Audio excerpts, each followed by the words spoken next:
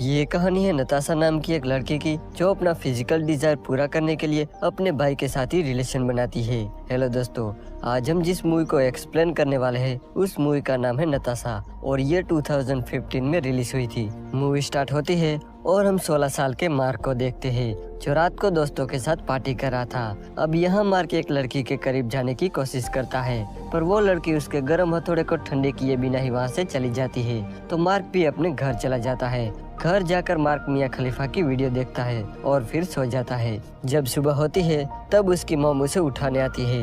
वो मार्क से कहती है कि आज तुम्हारे अंकल और जीना आने वाले हैं। इसके बाद मार्क के घर मार्क के अंकल और जीना आते हैं। जीना जो कि रसिया से थी। जब जीना सबको खाना सर्व कर रही थी तब मार्क जीना को घूरने लगता है। इसके बाद मार्क की सिस्टर मार्क को बताने लगती है कि कैसे जीना की ड्रेस की वजह से सब लोग उसे ही देख रहे थे। तभी वहाँ उनकी मॉम आती है और वो उन्हें बताती है कि शायद ये रसिया का फैशन होगा और हमें किसी को उसके कपड़ों से जज नहीं करना चाहिए। यहाँ हमें पता चलता है कि जीना की पहले भी एक शादी हो चुकी थी जिससे उसे एक बेटी भी है जिसका नाम नताशा था, जिसे लाने के लिए जीना रसिया जाती है। जब दोनों माँ बेटी लौटते हैं तब सब लोग उन्हें एयरपोर्ट पर लेने जाते हैं जहाँ पहली बार मार्क नताशा से मिलता है जो कि 14 साल की थी। कुछ दिनों बाद मार्क के अंकल और जीना शादी कर लेते हैं और पार्टी में सब लोग खाना एंजॉय कर रहे थे। लेकिन यहाँ नताशा बोर हो रही थी इसलिए मार्क की मॉम मार्क को बताती है कि नताशा यहाँ बोर हो रही है इसलिए उसे अपना घर दिखाने ले जाओ। तो मार्क नताशा को अपना घर दिखाता है और साथ ही अपना कमरा भी दिखाता है। तब नताशा मार्क से पूछती है कि तुम यहाँ क्या क्या करते हो। तो मार्क कहता है कि मैं तो सिर्फ अपने रूम में टीवी देखता हूँ। तब नताशा कहती है कि क्या तुमने यहाँ किसी लड़के के साथ मेकआउट नहीं किया। ये सुन के मार्क चौंक जाता है। वो कहता है कि तुम ऐसी बातें कैसे कर सकती हो, तुम तो सिर्फ 14 साल की हो, तुम्हें ऐसी बातें करते हुए शर्म नहीं आती। तब नताशा कहती है कि मैं अब तक 100 आदमियों के साथ कर चुकी हूँ और अगर तुम चाहो तो मैं तुम्हारे साथ भी वो सब कर सकती हूँ। ये सुन के मार्क कहता है कि मेरे अंकल ने तुम्हारी मॉम से शादी कर ली है और इस वजह से हम कजन हुए। ये सुन के नताशा मार्क से कहती है कि मैं अपनी मॉम से नफरत करती हूँ, वो एक नंबर की घटिया औरत है और उसका कई मर्दों के साथ अफेयर रह चुका है और ये सब उसने खुद देखा है। इस पर मार्क एकदम से चुप हो जाता है। इसके बाद मार्क की मॉम मार्क से कहती है कि नताशा इस देश में पहली बार आई है और तुम्हें उसका ख्याल रखना होगा, तुम्हें उसके साथ टाइम स्पेंड करना होगा क्योंकि यहाँ उसका कोई दोस्त भी नहीं है। यहाँ मार्क उसकी मॉम की बातों को तो सुन रहा था पर वो अच्छी तरह से जानता था कि नताशा कैसी लड़की है। अगले दिन मार्क नताशा के घर जाता है जहाँ जीना उसे बताती है कि नताशा को हमेशा अकेले रहना पसंद है और वो अलग है। अगर कभी वो मार्क से गुस्सा हो जाए तो मार्क को बुरा नहीं मानना चाहिए। इसके बाद नताशा की मॉम उसे बाहर बुलाती है पर उन दोनों के बीच किसी बात पर झगड़ा चल रहा था। इस वजह से नताशा गुस्सा होकर वहाँ से चली जाती है तो मार्क भी उसके पीछे जाता है जहाँ वो नताशा से पूछता है कि आखिर बात क्या है। तब नताशा बताती है कि वो अपनी मॉम की शक्ल भी नहीं देखना चाहती और उसे यहाँ लाकर उसने नताशा की लाइफ और भी बोरिंग कर दी। इसके बाद मार्क उसे अपने दोस्त रूफस के घर ले जाता है जहाँ नताशा रूफस से मिलती है। लेकिन इसके बाद नताशा हमेशा रूफस के बारे में ही पूछने लगती है। मार्क उसे बताता है कि उसके पेरेंट्स का डिवोर्स हो चुका है और रूफस यहाँ अकेला रहता है। इसके बाद ये दोनों साथ में लंच करते हैं और काफी टाइम स्पेंड करने के बाद मार्क नताशा को घर छोड़ देता है। जाते टाइम नताशा उसे कहती है कि कल मैं तुम्हारे घर आऊंगी।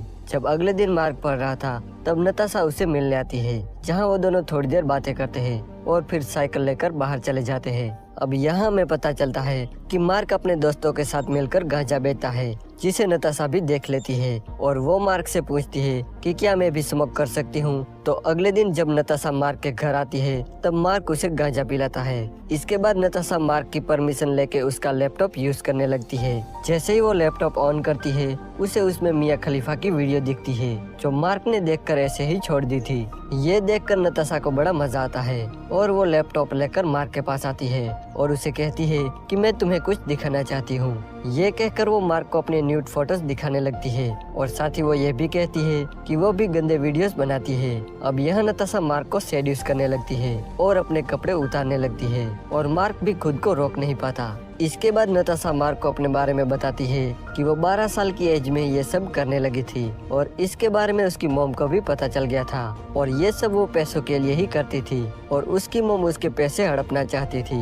यही वजह थी कि उनका रिश्ता कुछ ठीक नहीं चल रहा था। इसके बाद ये दोनों हर रोज मिलने लगे और उन्होंने सारे रिकॉर्ड ही तोड़ दिए। इसी बीच मार्क को नताशा से प्यार हो जाता है। वो उसे पार्टी में ले जाता है और पूरा शहर घुमाता है। इसके कुछ दिनों बाद मार्क के अंकल और जिमा बाहर चले जाते हैं, इसलिए नताशा मार्क के घर पर ही रुकी हुई थी। रात को दोनों चैटिंग करते हैं और फिर गुड नाइट कह के सोने चले जाते हैं। पर थोड़ी देर बाद नताशा मार्क के कमरे में आती है। वो कहती है कि उसे नींद नहीं आ रही, इसलिए वो दोनों बाहर घूमने जाते हैं, जहाँ नताशा मार्क को बताती है कि मुझे यहाँ बहुत अच्छा लगता है। वो कहती है कि काश मैं यहाँ पूरी जिंदगी रह सकती। तब मार्क उसे कहता है कि ये तुम्हारा ही घर है, तुम जब चाहो यहाँ आ सकती हो। इसके बाद नताशा मार्क को कहती है कि मेरी मॉम तुम्हारे अंकल को चीट कर रही है और अभी भी उनका किसी के साथ अफेयर चल रहा है। वो कहती है कि मैंने ये बात तुम्हारे अंकल को बता दी है, पर उन्होंने मेरी बात पर भरोसा नहीं किया और मुझे ही झूठा समझने लगे।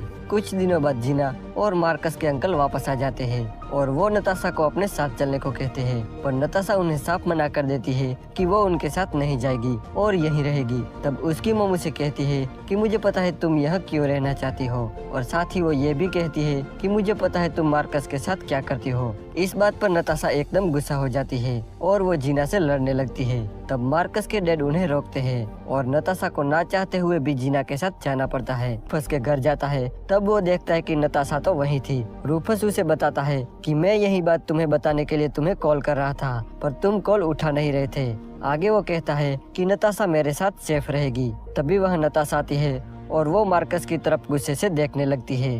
मार्कस भी गुस्सा होकर वहाँ से चला जाता है। जिस लड़की को अब तक वो अपना प्यार समझ रहा था, वो उसे ऐसा धोखा देगी ये उसने सोचा भी नहीं था। और यहीं पर यह मूवी एंड हो जाती है।